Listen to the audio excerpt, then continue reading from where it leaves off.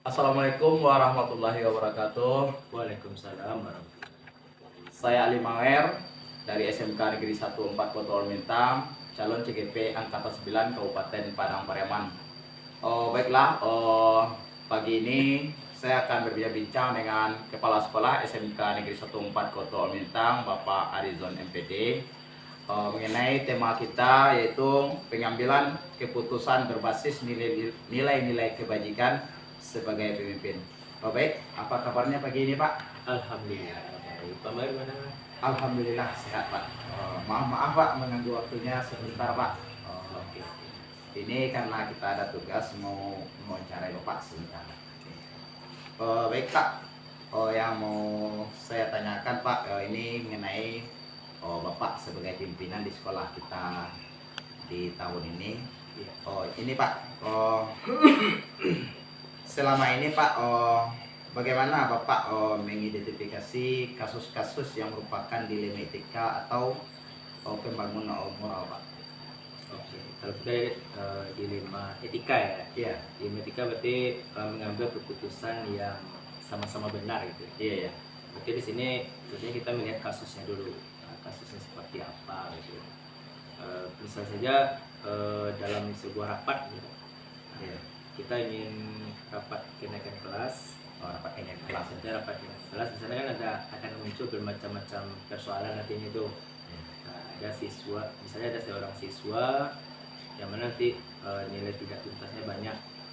Nah, sehingga nantinya Kemungkinan tinggal kelas Pak ya. kemungkinan tinggal kelas. Tentunya kita dalam mengambil keputusannya kita merujuk dulu kepada peraturan yang kita buat dalam kenaikan kelas tadi. Iya. Kenaikan kelas tadi. Kemudian kalau dalam rapat tadi itu yang pertama kali kita usahakan dulu lah sesuai dengan aturan SOP sekolah kita. sekolah kita. Tetapi kalau kita berpikir untuk jangka panjangnya kan, kalau dalam tingkah laku segala macam, berarti ada hal-hal lain yang bisa kita ambil dalam pengambilan keputusan tadi. Ada pertimbangan Pak Ada ya. pertimbangan lain. Kalau dia masih bisa diperjuangkan untuk naik kelas, itu kita bisa untuk naik kelas itu. Kita perjuangkan tentunya dengan persetujuan dari rapat juga. Ya, Pak. Baik Pak, kan selama ini Pak, bagaimana Bapak melakukan pengambilan keputusan di sekolah? Kedua-duanya kan ini sama benar, misalnya Pak, kita menghadapi dilema kalau kita kasusnya sama-sama benar mengandung nilai kebajikan keduanya. Bagaimana Pak? Misalnya yang ini benar kasus kalau ditinggalkan, kalau tidak ditinggalkan kita mengalami dilema Pak. Bagaimana menurut Bapak itu? Oke, kalau kita kedua-duanya benar, kan kita bisa juga melihat jangka panjang atau jangka pendeknya itu. Mengenai hasil akhirnya nanti Hasil Pak. akhirnya itu. Jadi tentunya kita dalam suatu di dunia pendidikan ini kita tidak lebih cenderung untuk mengambil untuk jangka panjang. Kalau boleh tahu Pak, langkah-langkah untuk jangka panjang ini bagaimana Pak? Langkah-langkahnya biasanya yang Pak ambil gitu. Langkah-langkahnya.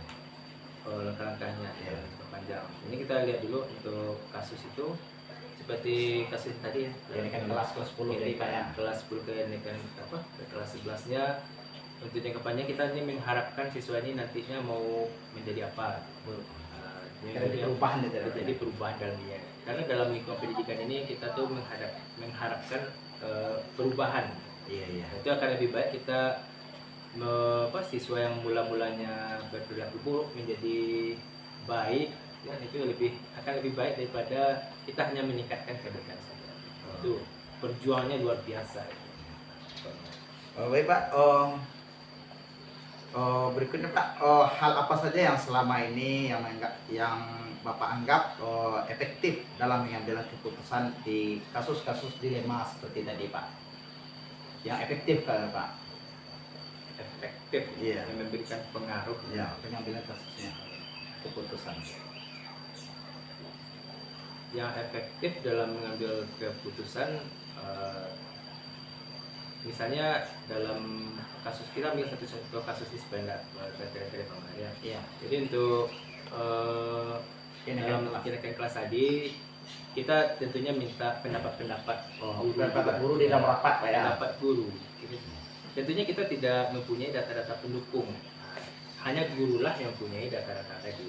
Jadi kita kumpulkan semua data yang ada. Jadi dari data yang ada itu baru kita tentunya ada pro dan kontra nanti. Iya. Ada guru yang nantinya dia dalam mengambil keputusan itu kita sesuai dengan SOP yang kita tetapkan gitu kan. Tetapi dalam pengambilan keputusan kita tidak bisa seperti itu saja. Akan banyak lagi pertimbangan-pertimbangan. Jadi sini kita melawan guru yang hanya berfokus kepada bagian itu sendiri, bagian standar operasional.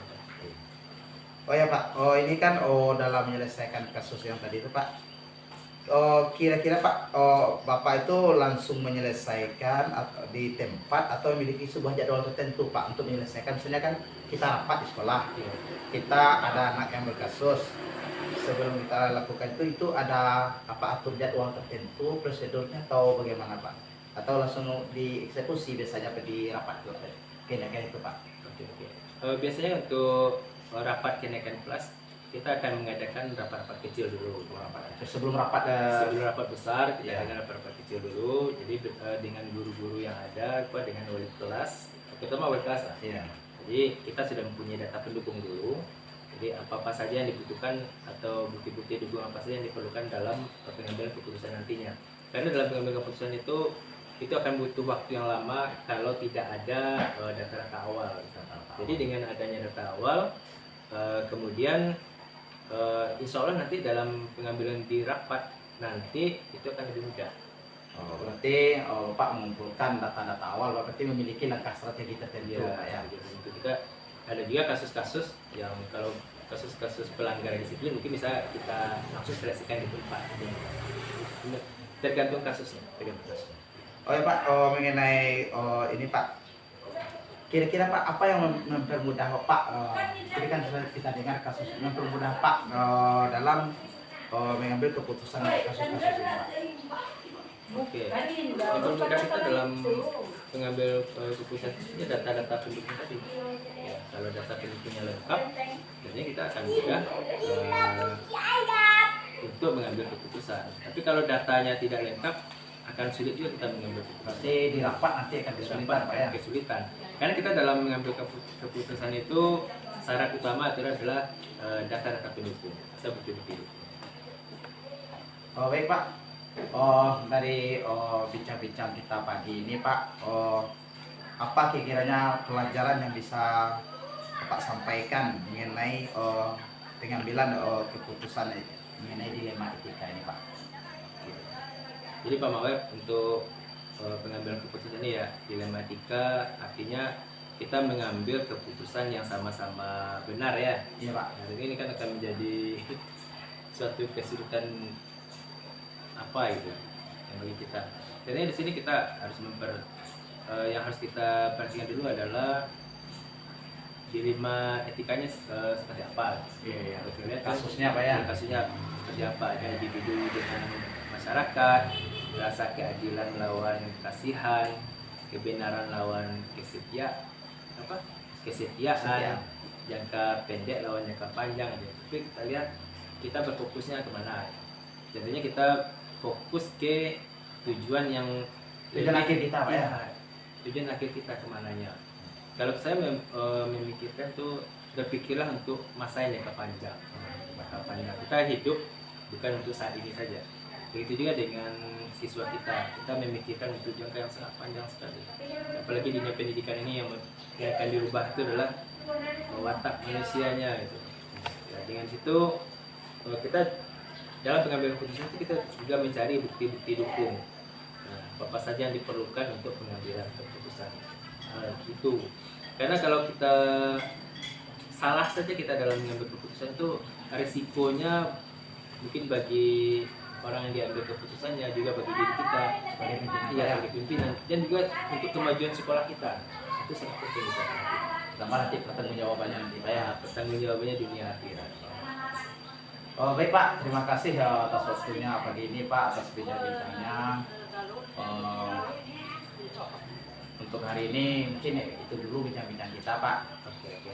Oh baik, itulah hasil bincang-bincang saya dengan Kepala Sekolah SMK Negeri 14 Kota Mintang, Bapak Arizon MPD, mengenai pengambilan keputusan berbasis nilai-nilai kebajikan sebagai seorang pemimpin.